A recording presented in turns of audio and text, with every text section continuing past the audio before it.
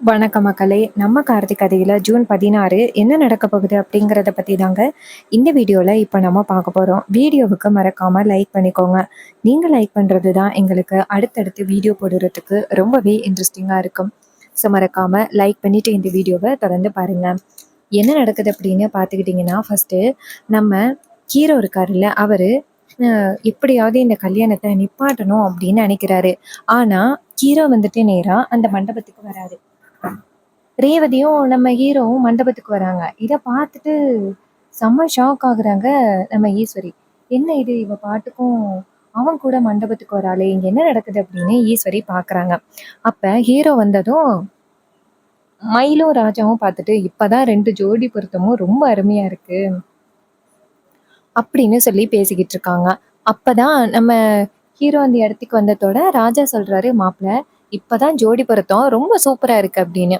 அப்ப ரேவதி கேட்குறாங்க, "என்னப்பா சொன்னீங்க?" அப்படின்னு. அதுக்கு அவரு சொல்றாரு, "ஒண்ணும் இல்லம்மா, மாப்பிள்ளை கிட்ட சும்மா பேசினேன்" அப்படின்னு சொல்றாரு. ரேவதி சொல்றாங்க, "அப்பா நீங்க என்ன பேசுனீங்க அப்படின்னு எனக்கு காதுல விழுந்துச்சு. நீங்க எல்லாரும் சேர்ந்து ஏதோ ஒரு பிளான் பண்றீங்க. ஆனா அது என்ன பிளான் அப்படின்னு தான் என்கிட்ட சொல்ல மாட்டேங்கிறீங்க" அப்படின்னு. அதுக்கு ராஜா சொல்றாரு, "அம்மாடி இந்த பிளான பத்தி உன்கிட்ட சொன்னா கண்டிப்பா ஈஸ்வரி ஏதாவது பிரச்சனை பண்ணுவாம்மா. அதனால நீ போயிட்டு இரு. உன் மனசுல என்ன ஆசைப்படுறியோ அதுதான் நடக்கும். அந்த கடவுள் கண்டிப்பா உங்க 2 பேரையும் சேர்த்து வைப்பாங்க" அப்படின்னு. ரேவதி கேட்குறாங்க, "என்னப்பா சொன்னீங்க?" ராஜா சொல்றாரு, "இல்லம்மா, உன் மனசுக்கு யார பிடிச்சிருக்கோ அவங்கள அந்த கடவுள் கண்டிப்பா உன் கூட சேர்த்து வைப்பாருமா." ரேவதி சொல்றாங்க, "அப்படியாப்பா? சரி" அப்படின்னு சொல்லிட்டு அவங்க அந்த இடத்துலேருந்து போறாங்க. அவங்க போனதும் நம்ம ரேவதி இருக்காங்கல்ல, நம்ம ராஜா இருக்காருல்ல மயிலுகிட்ட, "பாத்தியா மாப்ள, ரேவதி எப்படியெல்லாம் பேசுறா" அப்படின்னு. "அவளுக்கு எப்படியாவது இந்த கல்யாணம் மாப்பிள்ளை கூட நடக்கணும் அப்படின்னு ரொம்ப ஆசை. ஆனா நடக்கிறதையெல்லாம் பார்த்தா இந்த கல்யாணம் நடக்காது அப்படின்னு அவ மனசுக்குள்ள நினைச்சுக்கிட்டு இருக்கா." அதுக்கு மயிலு சொல்றாரு, "சகல, மாமா அதான் சகல வந்துட்டாங்களே, அவங்க கண்டிப்பா இந்த கல்யாணத்த நல்லபடியா நடத்தி முடிப்பாங்க" அப்படின்னு சொல்றாங்க. இன்னொரு பக்கம் நம்ம ஹீரோ என்ன பண்றாருன்னா, நேரா அவங்க மாமா கிட்ட, "மாமா நீங்க கவலைப்படாதீங்க. நான் இருக்கும் பொழுது எப்படி இந்த கல்யாணம் நடக்கும்? ரேவதியோட கழுத்துல தாலி கட்ட போறது நான் தான். அதுல எந்தவித மாற்றமும் இல்ல" அப்படின்னு சொல்லிட்டு தைரியம் சொல்றாங்க. இன்னொரு பக்கம் நம்ம ஹீரோ இருக்காருல்ல, அவரு எப்படியாவது இந்த கல்யாணத்த நிப்பாட்டணும் அப்படின்னு பிளான் பண்றாரு. ஹீரோ நேரா மயிலுகிட்ட, "சரி, எனக்கு ரொம்ப முக்கியமான ஒரு வேலை இருக்கு. நீங்க கவலைப்படாதீங்க. கல்யாணம் நடக்க போற நேரத்துக்கு நான் வந்துருவேன்" அப்படின்னு சொல்லிட்டு ஹீரோ அந்த இடத்துலேருந்து கிளம்புறாரு.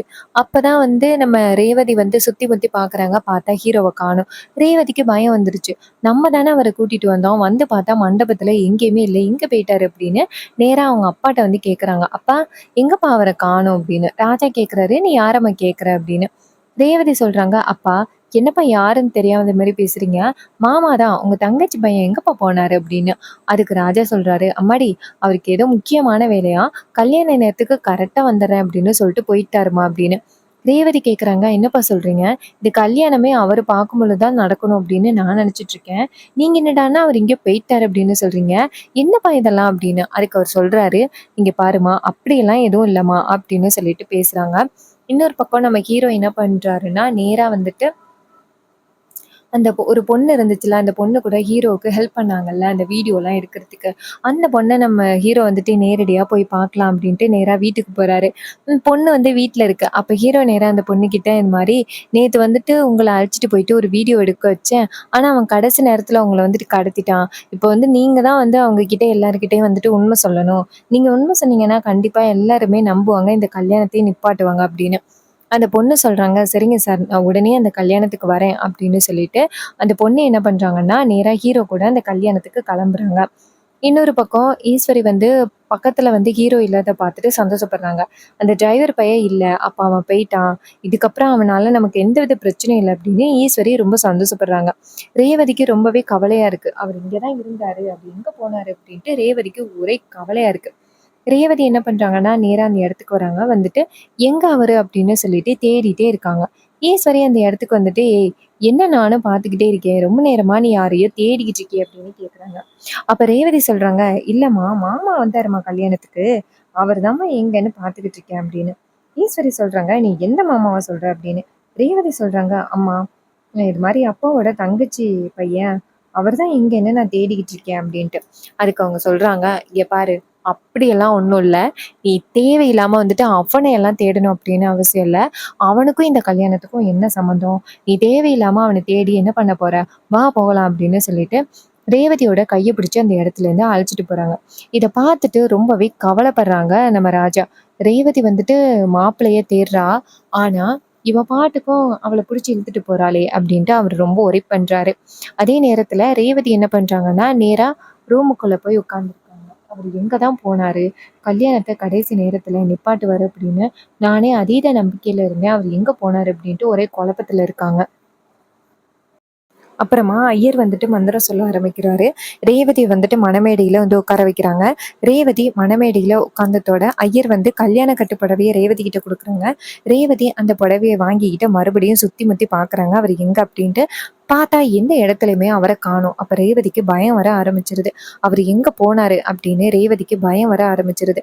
மறுபடியும் ரேவதி என்ன பண்றாங்கன்னா, நேரா அவங்க மயில் இருக்காங்கல்ல, அவங்க கிட்ட போயிட்டு, "மாமா எங்க மாமா உங்க சகல?" அப்படின்ட்டு. அதுக்கு மயிலு சொல்றாரு, "ரேவதி நீ கவலைப்படாத.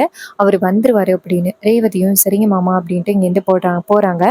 மயிலு ராஜா கிட்ட, "மாமா, சகல என்ன மாமா இன்னும் காணோம். அவரு எங்க தான் போனாரு?" அப்படின்ட்டு. அதுக்கு அவர் சொல்றாரு, "அதான் மாப்பிள எனக்கும் தெரியல. அவரு எங்க போனாருன்னு தெரியலையே" அப்படின்னு சொல்லி பார்த்துக்கிட்டு இருக்காங்க. அதுக்கப்புறம் ஹீரோ என்ன பண்றாருன்னா, நேரா அ அந்த பொண்ண கூட்டிக்கிட்டு நேரா அந்த மணமேடைக்கு வந்துகிட்டு இருக்காரு. அப்போ ரேவதி வந்துட்டு நேரா கல்யாண கட்டு புடவைய கட்டிக்கிட்டு வந்து மேடையில உட்கார்றாங்க. அதே நேரத்துல அந்த மருதும் வந்துட்டு கல்யாண கட்டு பட்டு வேட்டியெல்லாம் கட்டிக்கிட்டு வந்துட்டு உட்கார்றாரு. அவரு உட்கார்ந்ததோட ஐயர் வந்துட்டு மந்திரம் சொல்றாரு. தாலி எடுத்து குடுக்குறாங்க. தாலிய வந்துட்டு நேரா எங்க பார்த்தாலும் கொண்டுட்டு போறாங்க. கொண்டுட்டு போயிட்டு எல்லார்கிட்டயும் ஆசீர்வாதம் வாங்குறாங்க. ஆசீர்வாதம் வாங்கின பிறகு ரேவதிக்கு வந்துட்டு அந்த தாலிய கட்டுறதுக்காக போறாங்க. ரேவதிக்கு வந்துட்டு பயம் தாங்க முடியல. ஐயய்யோ! இவங்க பாட்டுக்கும் தாலி கட்ட போறாங்களே! நம்ம என்ன பண்றது? அப்படின்னு பயத்துல உட்காந்துருக்க. அப்ப தாலி கட்ட போற அந்த நேரத்துல ஹீரோ அந்த இடத்துக்கு வந்துட்டு நிப்பாட்டுங்க அப்படின்னு சொல்றாரு. ஹீரோவோட சத்தம் கேட்டதும் ரேவதிக்கு சந்தோஷம் தாங்க முடியல. டக்குன்னு அந்த மண மேடையிலேருந்து எந்திரிக்கிறாங்க. ஈஸ்வரி ஷாக் ஆகி ஹீரோவ பார்த்து, "ஏ டிரைவர் பயலே! இப்போ எதுக்குடா வந்துட்டு இந்த கல்யாணத்த நிப்பாட்ற?" அப்படின்னு கேட்குறாங்க. அப்ப ஹீரோ சொல்றாரு, "அத்தை இங்க பாருங்க. ரொம்ப முக்கியமான ஒரு ஆதாரத்த உங்ககிட்ட நிரூபிக்கிறதுக்காக தான் நான் இங்க வந்திருக்கேன்." அப்படின்னு சொல்லிட்டு நேரா ஈஸ்வரிய பார்த்து சொல்றாங்க. அப்போ ஈஸ்வரி சொன்னத கேட்டுட்டு ஹீரோ சொல்றாரு, "இங்க பாருங்க அத்த, என் மேல உள்ள கோவத்துல உங்க பொண்ணோட லைஃப நீங்க வந்துட்டு ரொம்ப தவறா முடிவெடுக்கிறீங்க. உங்க பொண்ணோட லைஃப் நல்லா இருக்கணும் அப்படின்னா, தயவு செஞ்சு இப்படி ஒரு முடிவெடுக்காதீங்க அத்த, முடிவெடுக்காதீங்க" அப்படின்னு. ஈஸ்வரி சொல்றாங்க, "இங்க பாரு, என் பொண்ணுக்கு எப்படிப்பட்ட வாழ்க்கைய அமைச்சு குடுக்கணும் அப்படிங்கிறது எனக்கு தெரியும்.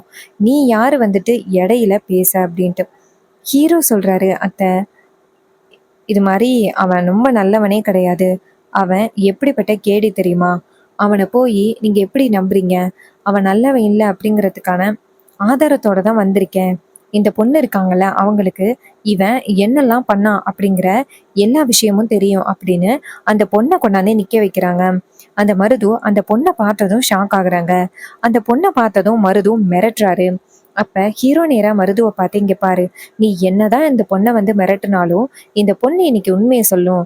ஏன்னா, உன்னால ரேவதியோட லைஃப் ஸ்பாயில் ஆகக்கூடாதுல்ல. அதனால அந்த பொண்ணு உண்மைய சொல்லும். நீ சொல்லுமா" அப்படின்னு சொன்னதும், ஈஸ்வரி சொல்றாங்க, "இங்க என்ன நாடகம் நடக்குது? நீ தேவையில்லாம எதுக்கு இந்த பிரச்சனைய பண்ணிக்கிட்டு இருக்க?" அப்படின்னு. அப்ப ஹீரோ சொல்றாரு, "அத்தை, நான் இப்படி பண்ணிக்கிட்டு இருக்கிறது ரேவதியோட லைஃப் நல்லா இருக்கணும் அப்படின்னு. நீங்க என் மேல உள்ள கோவத்துல ரேவதிய இப்படிப்பட்ட ஒருத்தனுக்கு கல்யாணம் பண்ணி வைக்கணும் அப்படின்னு எப்படிதான் நீங்க முடிவெடுத்தீங்களோ தெரியல. நீங்க பண்றது ரொம்ப தப்பு. ரேவதிக்கு இந்த மாரி ஒரு லைஃப அமைச்சு குடுத்தீங்க அப்படின்னா, அவளோட எதிர்காலம் தான் ரொம்ப பாதிக்கப்படும். இங்க பாருங்க, இந்த கல்யாணத்த நிப்பாட்டுங்க" அப்படின்ட்டு. அப்ப வில்லி அந்த இடத்துக்கு வந்துட்டு, "பாத்தியாக்கா, நான் அப்பவே சொன்னேன். இவன் கண்டிப்பா இந்த கல்யாணத்த நிப்பாட்டுறதுக்கு ரொம்ப முயற்சி பண்ணுவான் அப்படின்னு சொன்னேன். அதே மாரி இப்படிப்பட்ட ஒரு வேலைய பண்ணிட்டான் பாத்தியாக்கா?" அப்படின்னு சொல்லி கேட்குறாங்க. இத கேட்டதும் நம்ம ஈஸ்வரி சொல்றாங்க, "ஆமா சந்திரா, நீ சொன்னப்ப நான் கொஞ்சம் உஷாரா இருந்திருக்கணும். ஆனா, நான் அத பெரிய விஷயமா எடுத்துக்காம இப்படி அமைதியா இருந்தது ரொம்ப தப்பு அப்படின்னு இப்பதான் புரியுது. நீ சொல்றத வச்சு தான் புரியுது. இவன் இப்படிப்பட்ட ஒரு ஆளா இருக்காராம் அப்படின்ட்டு. அப்போ ஹீரோ சொல்றாரு, "இங்க பாருங்க அத்த, இந்த பொண்ணுக்கு தெரியும் இந்த மருது எப்படிப்பட்டவன் அப்படின்னு. இந்த மருது எப்படிப்பட்டவன் தெரியுமா? நிறைய பெண்களோட வாழ்க்கையை கேள்விக்குறி ஆயிக்கிருக்கான். இப்ப கூட அவன் அதனாலதான் பணம் சம்பாரிச்சுக்கிட்டு இருக்கான். ஆனா நீங்க எப்படி அவனை நல்லவன் அப்படின்னு சொல்றீங்க? இங்க பாருங்க அத்தை, என்ன ஆனாலும் சரி, இவனை வந்துட்டு இந்த இடத்த விட்டு துரத்துங்க அப்படின்ட்டு. அப்போ ஈஸ்வரி சொல்றாங்க, நீ இப்படி சொல்றதுக்கு என்ன ஆதாரம் இருக்கு அப்படின்ட்டு. ஹீரோ நேரா அந்த பொண்ணை பார்த்து, இங்க பாருமா, இவன் எப்படிப்பட்டவன் அப்படிங்கிறத இப்பவே சொல்லு அப்படின்னு. அப்போ அந்த பொண்ணு நேரா ஈஸ்வரியை பார்த்து, இங்க பாருங்க மேடம், இவனால நிறைய பெண்களோட வாழ்க்கை கேள்விக்குறியா இருக்கு தெரியுமா? தயவு செஞ்சு நீங்க இவனை வந்துட்டு உங்க பொண்ணுக்கு கல்யாணம் பண்ணி வச்சிராதீங்க. தயவு செஞ்சு சொல்றது கேளுங்க அப்படின்ட்டு. ஈஸ்வரி சொல்றாங்க, நீ சொல்றத நான் எப்படி நம்புறது அப்படின்னு. அப்ப அந்த பொண்ணு சொல்றாங்க, மேடம், இப்போ அவனால ஒரு பொண்ணு ஹாஸ்பிட்டல்ல உடம்பு சரியில்லாம கிடக்குறா. இவன் அந்த பெண்களோட வாழ்க்கைய காலியாக்கி அதுல இருந்து சம்பாதிச்சுக்கிட்டு இருக்கான். அதுதான் அவனை கோடீஸ்வரன் ஆக்குனுச்சு. அவன்கிட்ட இவ்வளவு பணம் இருக்கிறதுக்கு அதான் காரணம். நேத்து அவனை எப்படியாவது மிரட்டி அவன்கிட்ட இருந்து அந்த பணத்தை எடுக்கலாம் அப்படின்னு பார்த்தோம். ஆனா அவன் வந்துட்டு ரொம்ப உஷாரா என்னை கடத்தி கொண்டு போய் வச்சு அந்த வீடியோ ஆதாரத்தையும் பிடுங்கிட்டான். இல்லைன்னா அந்த வீடியோ ஆதாரம் இப்ப என் கையில இருந்துச்சுன்னா அதை கொடுத்து சோழியை முடிச்சிருவேன் அப்படின்ட்டு. இதை கேட்டதும் ஈஸ்வரி ஷாக் ஆகுறாங்க. அப்போ ஈஸ்வரி நேரா மருதுவை பார்த்து, மாப்பிள்ள, இவங்க எல்லாரும் சொல்றது உண்மையா அப்படின்னு. அதுக்கு மருது சொல்றாரு, இல்லத்த, என் மேல உள்ள கோவத்துல இவங்க எல்லாரும் இப்படி பேசுறாங்க. நான் அப்படிப்பட்டவன் கிடையாது அப்படின்ட்டு. அதுக்கு ஈஸ்வரி சொல்றாங்க, இங்க பாருங்க, இவங்க எல்லாரும் சொல்றத பார்த்தா எனக்கே பயமா இருக்கு. ஒருவேளை நீங்க அப்படிப்பட்டவங்களா இருப்பீங்களோ அப்படின்னு எனக்கே பயமா இருக்கு. அப்ப ஹீரோ சொல்றார், அப்ப வில்லன் சொல்றான் அந்த மருது, சேச்சே, அத்தை நான் அப்படிப்பட்டவன் கிடையாதுத்த அப்படின்னு. அப்ப அந்த பொண்ணு சொல்றாங்க, மேடம், இவன் என்னை மிரட்டுனதுக்கான ஆதாரம் இதுதான். இங்க பாருங்க, அவன் எனக்கு கடைசியா எத்தனை தடவை கால் பண்ணியிருக்கான் அப்படின்னு. இது அவனோட நம்பர் தான் அப்படின்னு காமிக்கிறாங்க. இதையெல்லாம் பார்த்ததும் ஈஸ்வரி ரொம்பவே அதிர்ச்சி ஆகுறாங்க. ஈஸ்வரி நேரா மருதுவை பார்த்து, இவ சாதாரண ஆதாரத்தை காமிச்ச போது கூட நான் இது ரொம்ப பெரிய விஷயம் இல்லை அப்படின்னு நினைச்சேன். ஆனா இப்ப பார்க்கும் பொழுதுதான் தெரியுது இது எவ்வளவு பெரிய விஷயம் அப்படின்னு. நான் கொஞ்சம் கூட எதிர்பார்க்கல நீ எப்படிப்பட்டவனா இருப்ப அப்படின்னு. இங்க பாரு, உன்னை போய் என் பொண்ணுக்கு கல்யாணம் பண்ணி வைக்க நினைச்ச பார்த்த பத்தியா அப்படின்ட்டு மருதுவ அந்த இடத்துல இருந்து அனுப்புறாங்க. அப்போ வில்லி நினைக்கிறாங்க, ச்சே, எப்படியாவது இந்த ரேவதிய அந்த மருதுக்கு கல்யாணம் பண்ணி வச்சு அதுக்கப்புறம் அக்காக்காரிக்கு உண்மையெல்லாம் தெரிஞ்ச பிறகு ரொம்ப வருத்தப்படுவா அப்படின்னு நினைச்சேன். ஆனா அப்படியெல்லாம் இங்க நடக்கவே இல்லையே அப்படின்னு ரொம்பவே கவலைப்படுறாங்க. அப்ப ஹீரோ என்ன பண்றாருன்னா, நேரா அவங்க அத்தைய பார்த்து, அத்தை, இப்பயாவது புரியுதா, நான் எந்த வகையிலையும் உங்களுக்கு எந்தவித பாதிப்பும் கொடுக்க மாட்டேன். ஆனா நீங்க தான் வந்துட்டு இப்போ என் மேல இவ்வளோ கோவத்தோட இருக்கீங்க. என் மேல உள்ள கோவம் உங்க பொண்ணுக்கு ஒரு தவறான வாழ்க்கையை ஏற்படுத்தி கொடுக்க பாக்குதே அப்படின்னு நீங்க கொஞ்சம் கூட யோசிக்கவே இல்லையே அப்படின்னு சொல்லிட்டு பேசுறாங்க. ஸோ ஹீரோ வந்துட்டு பேசினதோட ஈஸ்வரி யோசிக்க ஆரம்பிக்கிறாங்க. கண்டிப்பா நம்ம ஹீரோ இந்த கல்யாணத்தை நிப்பாட்டுறதுக்கு நிறையவே வாய்ப்புகள் இருக்கு. அப்படி கல்யாணத்தை முடிச்ச பிறகு என்னெல்லாம் நடக்க போகுது? நம்ம ஹீரோ வந்துட்டு ரேவதியோட கழுத்துல தாலி கட்டுவாரா? இல்ல கல்யாணத்தை நிப்பாட்டினத்தோட ரேவதிக்கு பழைய ஞாபகங்கள் வந்து ரேவதியே இந்த கல்யாணத்தை நிப்பாட்டுவாங்களா?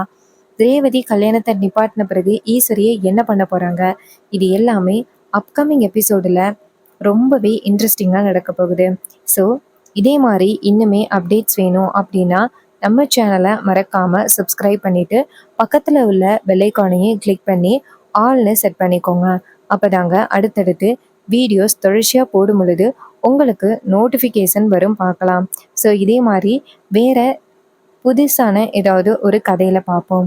உங்களுக்கு எந்த மாதிரி ஸ்டோரி இருந்தா பிடிக்கும், என்ன மாதிரி ஸ்டோரி இருந்தா நல்லா இருக்கும் அப்படின்னு உங்களோட ஸ்டோரிஸை கூட நம்மளோட கமெண்ட்ஸ்ல நீங்க தெரியப்படுத்தலாம். எந்த கமெண்ட்ஸுக்கு அதிக லைக்ஸ் வருதோ அந்த ஸ்டோரியை பத்தி நான் அதிகமா நெக்ஸ்ட் வீடியோல ஷேர் பண்றேன். ஸோ உங்களுக்கு நேச்சர் சம்பந்தமான வீடியோஸ் பிடிக்கும் அப்படின்னாலும் சீக்கிரம் நம்மளோட சேனலை சப்ஸ்கிரைப் பண்ணி ஃபாலோ பண்ணிக்கோங்க. தேங்க்யூ ஃபார் வாட்சிங். See you on next new video.